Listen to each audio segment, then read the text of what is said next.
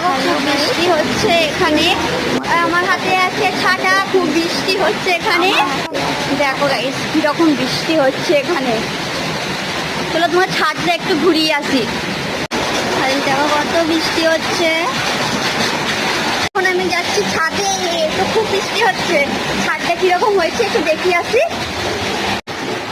এই দেখো ছাদটা পানি পড়ে গেল। খুব বৃষ্টি হচ্ছে।